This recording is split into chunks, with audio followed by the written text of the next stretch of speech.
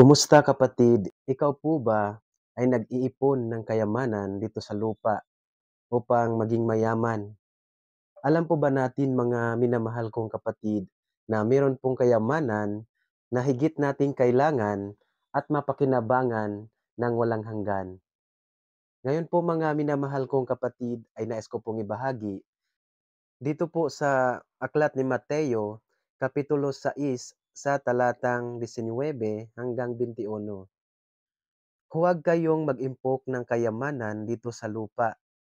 Dito'y may naninirang insekto at kalawang, at may nakakapasok na magnanakaw. Sa halip, mag-impok kayo ng kayamanan sa langit. Dooy walang naninirang insekto at kalawang, at walang nakakapasok na magnanakaw. Sapagkat kung saan naroroon ang iyong kayamanan, naroroon din ang iyong puso. Hallelujah. Dito po sa English translation, lay not up for yourselves treasures upon earth, where moth and rust that corrupt, and where thieves break through and steal.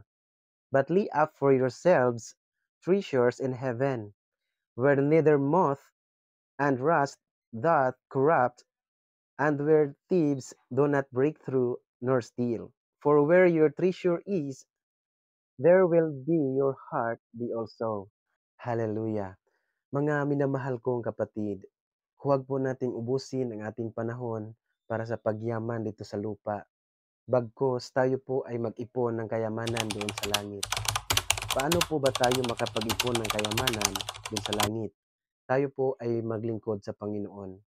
Yan lamang po ang bagay o paraan upang tayo po ay makapag-ipon ng kayamanan sa langit, ang maglingkod sa Diyos. Ang kumilala sa buhay na Diyos, ang magbibigay ng papuri, pasalamat at karangalan sa pangalan ni Jesus. Yan lamang po mga kapatid ang paraan upang tayo po ay makapag-ipon ng kayamanan sa langit. Hanggang dito lamang po mga kapatid, lagi po nating tandaan na mapalad ang sumusunod sa kalooban ng Diyos. Maraming salamat. Ingat po kayo palagi. Jesus loves you. Bye-bye and God bless.